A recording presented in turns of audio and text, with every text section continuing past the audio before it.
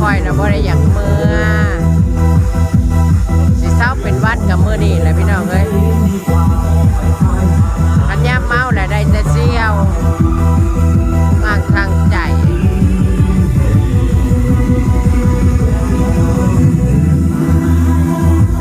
คนกับประมาณ20 คนพอดีมวนพี่น้องเอ้ยไม่มีรถไม่เจ้า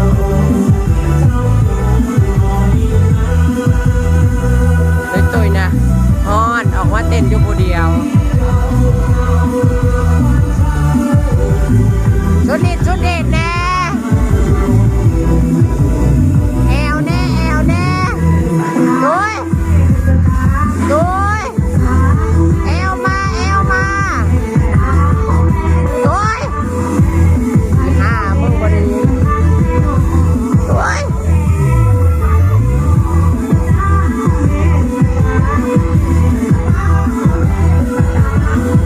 ตั้งง่ายเยอะ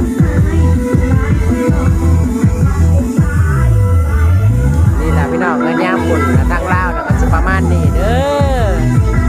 มวนเบิดมือเบิดคืนมวนบ่มีคำว่าตีกันเด้อจ้ามวนยามมวนมีแต่หักแต่แพงกันบ่ได้ถือเกียรตินำทีมโดยผู้ใหญ่บ้านถาวรและภรรยาเจ๊คำเราพี่น้องเอ้ยมันเลี้ยงกันเลยเหล้าเบียร์น้ำคงน้ำแข็งเพราะว่ามันจะเป็นเจ้าของโรงงานน้ำดื่มแสงคำเนาะโอ้ยเป็นตุ๋ยนะกะฮอนยังจะมาฮอนแต่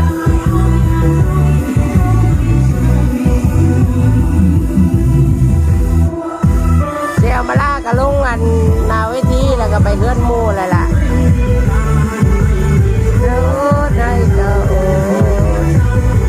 ขันย่ำบุญนะทีนี้จะเพลงอันเปิดเพลงแบบแดนปาร์ตี้กันนะนี่ได้พี่น้องเลยประเพณีช่วงนี้นะสมัยก่อนนะอาจจะเป็นวงดนตรีที่เขามาลงแต่ว่าช่วงนี้บ่มีวงดนตรีมาลงแหละกะเชียมวนเฮือนไปเฮือนมันเนาะโอ้ก็เชี่ยวมวนคักก็สิเศร้าไอเลยล่ะมื้ออื่นแต่ว่าเจ๊สีเสียงยังคุ้มเครืออยู่ขันยามเมาแหละเซี่ยวไปเบิดอะไรยอมน้ำหัว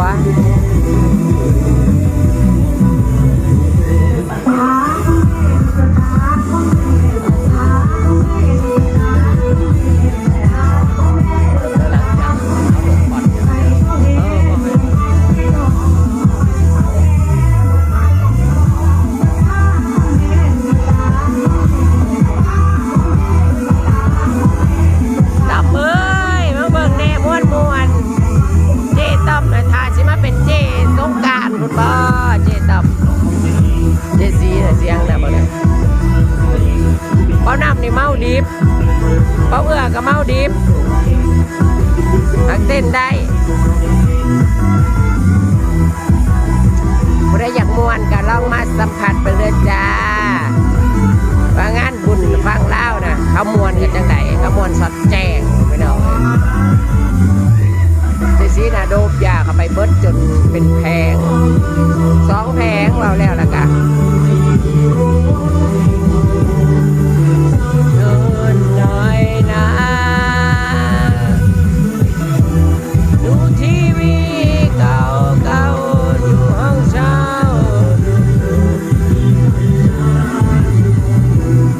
เขาจะเปิดจะเป็นเพลงแดนปาร์ตี้กันนะนี่ได้ไหมน้องสายตีกินเบียร์เฮนิเกนผสมเบียร์เหล้าปนเปกันไปพี่น้องรับรองว่ามวนและบ่มีการทะเลาะวิวาทกันมิจะหักจะแพงกันเมื่อนี้อากาศมันเย็นแล้วบ่มีผู้ถอดเสื้อโอ้ยเสียงก็จะเซ็กซี่พี่น้องรู้สึกว่าเสียงนี่เซ็กซี่เหลือเกินมืออื่นยันบ่มีเสียงกินแล้วก็จมปาก น้ำทิมโดยผู้ใหญ่บ้านขาววันเดอร์กับแม่ใหญ่บ้านหัวค่ำได้พี่น้องเลยเพราะว่านี่เจ๊ใหญ่เจ้าของโรงงานน้ำดื่มเพิ่นเลี้ยงไรนี่นะงานบุญบ้านมาเอื้ออยู่แต่ว่าเพิ่นเลี้ยงมานี่เมื่อวันที่31เพิ่นบ่ซื้อให้ไปเข้าดาวอยู่โรงงานน้ำดื่มเพิ่นอาจจะได้ไปบุญและเข้าดาวอยู่โรงงานเพิ่นนี่นะเจ๊ครับมักม่วนให้พี่น้องรู้จักกันตั้งแต่รู้จักกันก็นั่งอำมาได้อะแรกๆจุมเจ๊คำจุมนั้นไอ้วอดเนี่ยมีงานมียังกับเพิ่นกันบ่ได้ปลาได้ปล่อยแต่ว่าเจซีน่ะมีงานกับบอกกาเนาะบ่เทื่อกับบอกกาเซินยันบ่เทื่อบ่ถึงเนาะเพราะว่าเพิ่นก็ค่อนข้างแบบว่าฐานะมันก็โอเคแน่เนาะเฮาก็จังเทื่อว่ายันบ่เทื่อบ่ถึงแต่ว่าเพิ่นว่าบ่ให้เกรงใจเพิ่นว่ามีหยังกับเฮาน่ะมันเคยกินซุปกินดิบมานำกันตั้งแต่รู้จักกันมา10 กว่าปีบอกว่าบ่ให้ถือ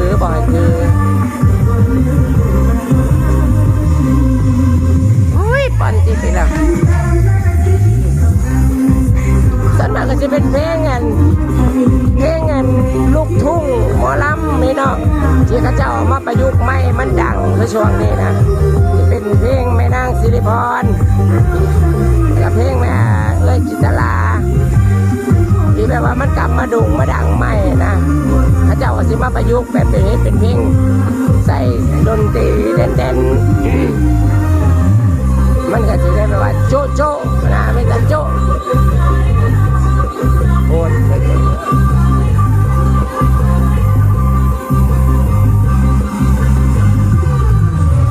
ตอนที่นั่งพักผ่อนสักกันจ้าเกิดเอื้อเมาดิบอันนี้เมาดิบไม่ได้กินยังแต่ว่าเมาดิบจากคนเลยประมาณ20 ปลายบอก20 กว่าคน30ผู้บอกพอดีกำลังม่วนไปน้องทำนี่นะโบโอนหัวแห้งเพราะว่าเฉพาะแต่กลุ่มอันนี้เฉพาะแต่กลุ่มมันพนักงานโรงงานน้ำดื่มเพิ่นได้เลยนะพนักงานน้ำดื่มแสงคำน้ำดื่มแสงคำนี่แน่ตอนนี้ในเมือง2 คอนนี่แปลว่าคือเพิ่นละควบคุมทั่วหมดเลยแต่ส่วนหลายคือเจ๊เราโรงงานก็หลายจะบัตรเจซีก็มีแต่ว่าแสงคำเนี่ยพระเจ้าอันเปิดกว้างสาขาพันลายเนาะลูกค้าพันลายเพชรดำดื่มมันโอเคเลยนะดำดื่มมันจะได้คุณภาพไปใส่เลยเยอะเลยเอาตุยเต้นบ่มีมูจักเห็นเอาใดจักเห็นเอาใดเป็นเอาใดกับลูกค้าตอนนี้ก็ซื้อบ่มักเสียงก่อนเลยพี่น้องเอ้ยเสียงเนี่ยมันแนบมือเนี่ยสิมีเสียงว่ะพี่น้องผสมผสานกันไปเนาะจ้าหมอลำผสมลูกทุ่งอินดี้เพื่อชีวิตและก็แดนสากลนำช่วงนี้นะประเพณีเรามีแต่ประมาณนี้หน่อยนักสิมีแบบวงดนตรีมาลงนะพี่น้องส่วนนั้นหมอลำนี่บ่มีนะคะวัยรุ่นบ่ไปเบิ่งค่ะหมอลำเลยมีแต่ผู้เฒ่าเมื่อนี้ก็มาลำกับคนกับมาลายดำ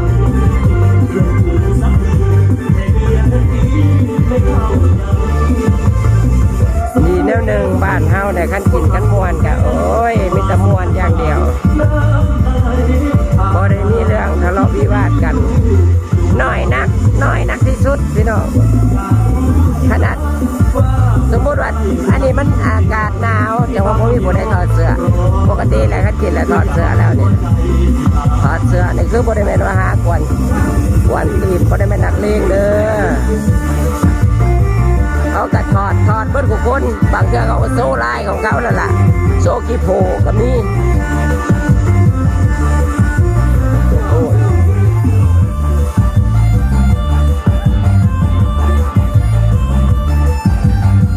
ยเตยมวนค่ะ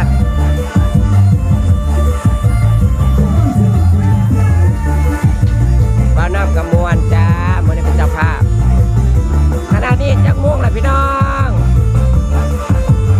ที่2ที่3แล้วขอชวนลิโอเมื่อพี่โอบอกว่าบ่เมื่อสิเมื่อแจ้งต้องอ้างข้างใจขอสิเศร้าเป็นวัดเป็นไข่เลยแล้วมันเบิ่งแดงกอดข้อไปทัวร์เราได้พี่น้องเลยได้เซี่ยวเราได้เมางานได้ได้เซี่ยวอ้างข้างใจแล้วจะเจอใจนางค่ะถามนางแล้วว่าจะมาอยู่พี่ก็จะอยู่บ้านนะได้มวนเพิ่นว่าอยู่พี่มวนเพราะว่าอยู่บนนั่งกันใช้ชีวิตอีกแบบหนึ่งก็ได้ค่อยไปใส่มาใส่อยู่แต่ในเงินในศาลกับแม่มาอยู่น้ำเมียแหละปลดปล่อยได้บัดนี้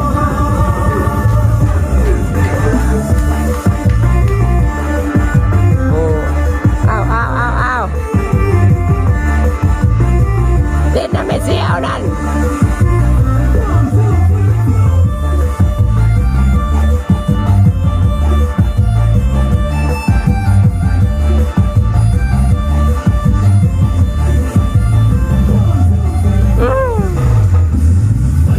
พักผ่อนก่อนการเจ็ดสีแต่มันยังไหวอยู่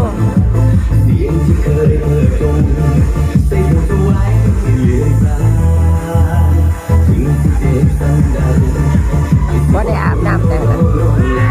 ก็ได้อาบน้ำได้เจ็ดสีเมื่อเกือบมูเจ็ดสีอาบน้ำกันลูกชายโคราชก็เกือบเข้าละกายนอนอยู่คนเดียวพี่น้องอีต้นลูกเด็กแต่ละมือทีมลูกไว้นอนอยู่เฮือนคนเดียว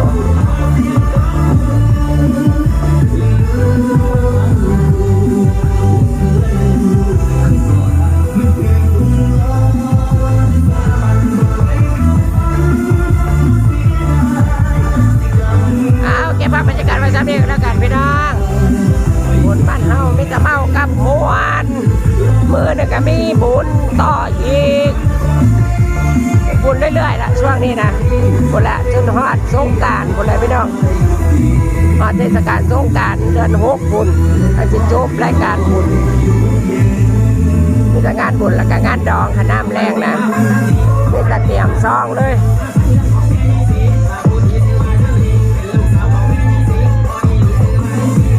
บุญใดพอท่านได้เคยมาประเทศลาวมาตำจอกเด้อพี่น้องเด้อจะตำจอกแล้วก็ม้วนอย่างเดียวได้